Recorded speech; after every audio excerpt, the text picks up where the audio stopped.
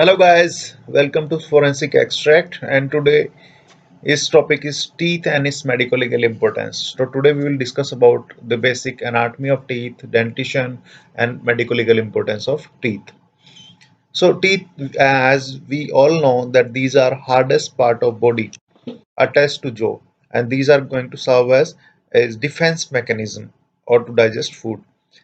Teeth are basically made up of crown and enamel surrounding a pulp.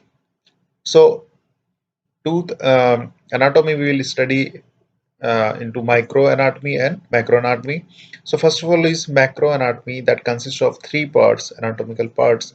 First is crown, second one is the junction between crown and root, that is cervical line or cemento-enamel junction, the neck region, and the root. So these are three macroanatomical part of tooth. Then the microanatomy, that is consists of three calcified tissues. First is enamel, second is dentine, then third one is cementum, and one soft specialized connective tissue, that is pulp. So this is enamel, then this is second part is dentine, then this is pulp, which is uh, uh, opening into this foramina through this root canal, and there is cementum. These are uh, jaw bone, and there is gum. Now the enamel covers dentin in the crown and the most mineralized tissue in the body, that is transparent or yellowish white in color. Second one is cementum, that covers dentin in the root, act as a medium for tooth attachment and dull, that is dull yellowish in color. Third one is dentin, that surrounds the pulp cavity, and underlying enamel and cementum is softer than enamel, that is yellowish in color. And finally, the pulp, that is soft connective tissue present in the pulp cavity, contains blood vessels for nourishment and nerve for supply to tooth sensation. So these are different micro anatomical part of tooth. So now the anatomy of pulp cavity. The pulp cavity consists of pulp chamber and the pulp horn present in the crown, also called as coronal pulp. So this part is called as coronal pulp, and the root canal or the radicular pulp present in the root ends at the apical foramina and sometimes in axillary canal. So one thing is that many roots may form with more than one canal which may end in a common foramina. This is commonly seen. So now the periodontium, it consists of basically two soft tissues.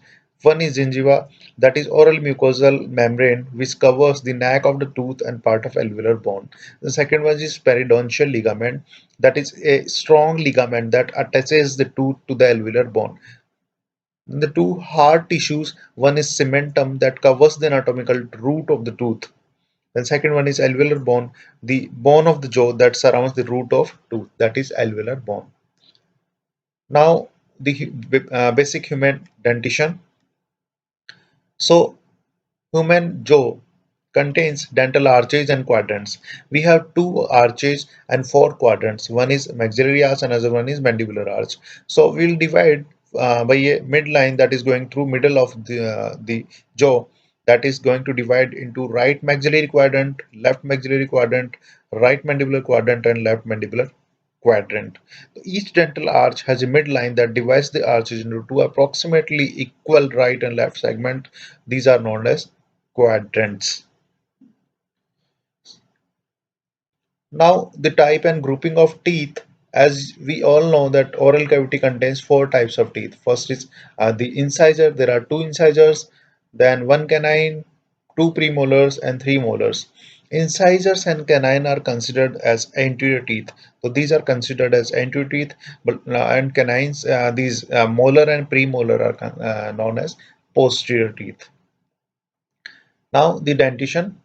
Human have two dentition. First is primary dentition or deciduous.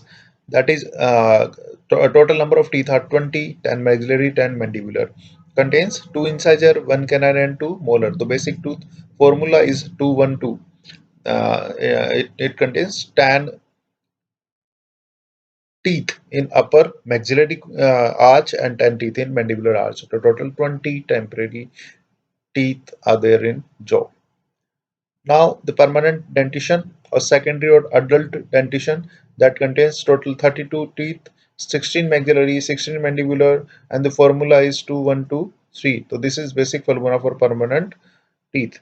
Now, the permanent molar are not preceded with any deciduous teeth, so they may be termed as non-succedaneous teeth. The permanent molars are called as succedaneous teeth. So now the difference between temporary and permanent teeth. Temporary teeth are smaller in dimension and lighter in weight as compared to permanent. Temporary teeth are china white and permanent teeth are ivory white. These central incisors are vertical, but in case of permanent, these are slightly projected forward.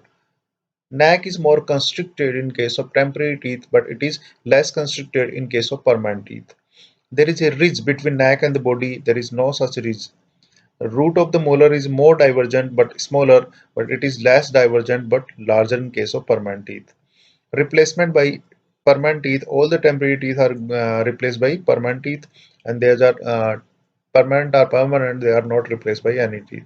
Total number is 20. Total number is 32. There is no premolar in temporary teeth, and there is 8 premolars and 12 molars in case of temporary permanent teeth.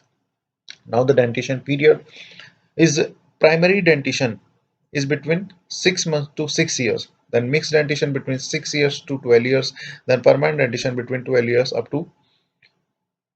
they uh, up to the fall. Then what is shedding? It is the physiological loss of the deciduous teeth and their subsequent replacement by permanent teeth. This process is called as shedding. So X-ray representation of primary dentition is between 6 months to 6 years. We have only temporary teeth. Mixed dentition, we have both temporary as well as these are permanent teeth and these are temporary teeth. Now this orthopantogram is showing as permanent dentition after 12 years. Only permanent teeth are present in jaw. So basically it was very problematic earlier before the invention of this tooth identification system for representing the tooth in jaw. So we have Palmer notification system that is going to divide the different jaw in 4 quadrants. So for permanent teeth, the numbering is between from 1 to 8, and from deciduous the numbering from A to E. Then we will have upper right quadrant, upper left quadrant, lower right and lower left quadrant. Similarly in deciduous teeth. So we'll represent a simple brackets to represent 4 quadrant of the dentition as if you are facing the patient. This one, and this one, and this one. The 4 quadrants are there for 2 for maxillary and 2 for mandibular jaw or arch. The international numbering system or two-digit system. The first digit of the code is located left to the side of the number, indicate the quadrant. This digit is indicating quadrant. 1, 2, 3, and 4. Then for that is for permanent dentition.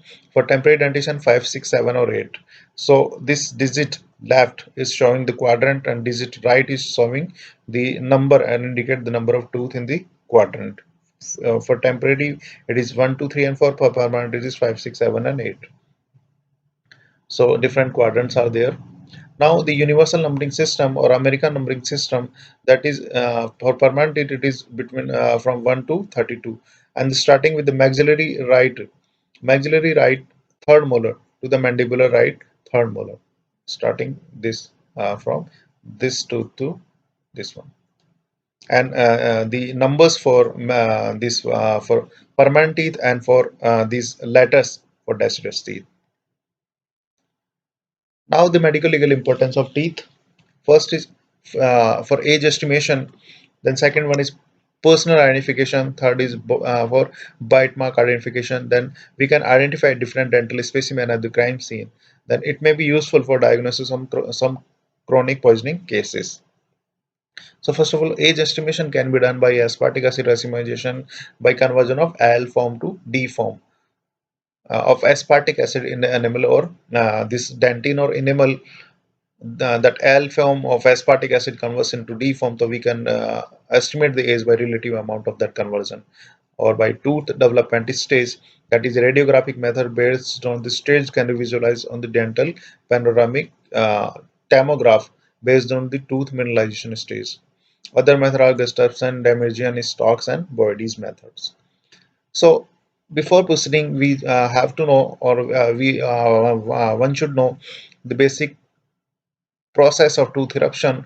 So, first of all, there is formation of alveolar cavity between 3 to 4 months of intrauterine life. Then there is formation of cellular tooth germ within the alveolar bone.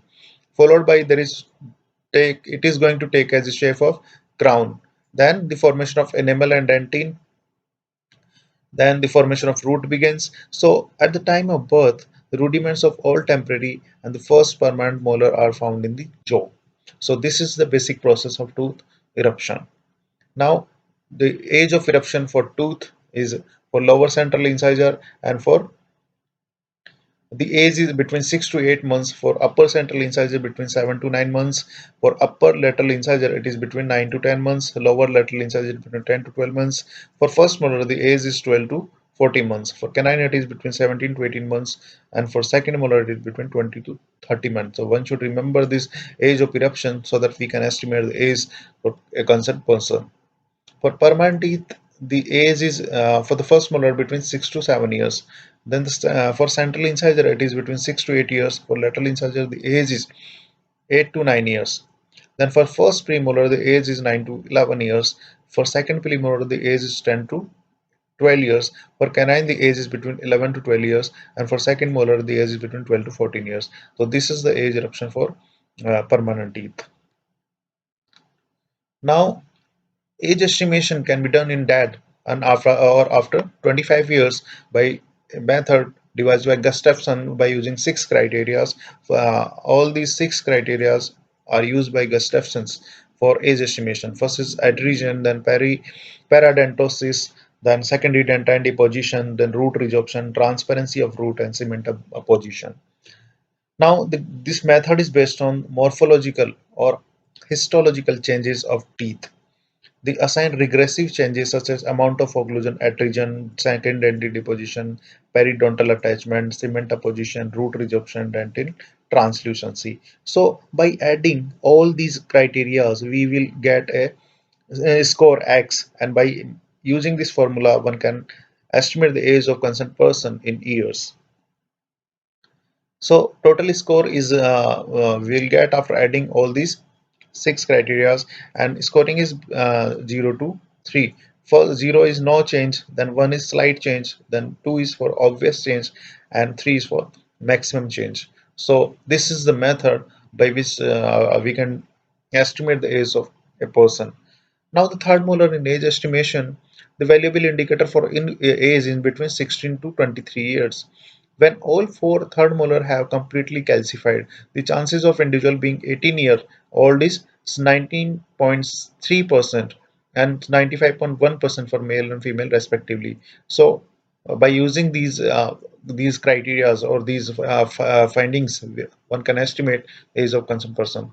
Then when only one or two third molar are present in lower third molar are the best predictor of whether an individual is 18-year-old or not.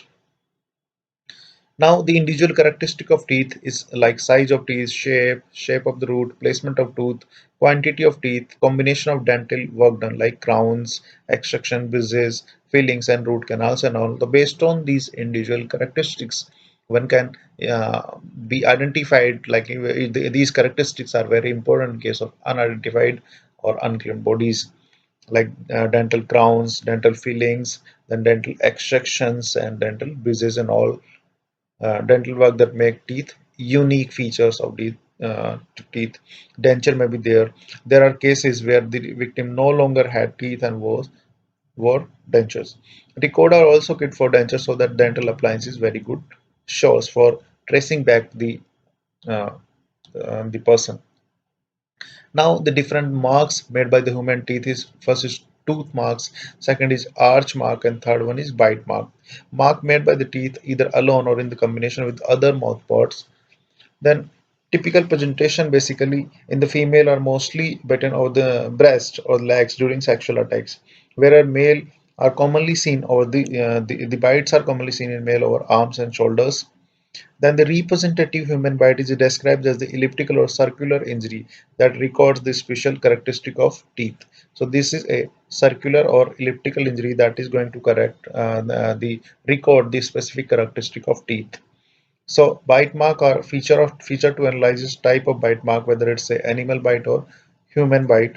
Characteristic is position, evidence of dental work, wear and pattern. Then the color of area to estimate how long the bite has occurred, old or recent bite. And swab for body fluid or for DNA estimation. Now the next step is to determine which mark were made from which teeth. Like upper for front teeth make a rectangular mark, and central incisor are wider than the lateral incisor.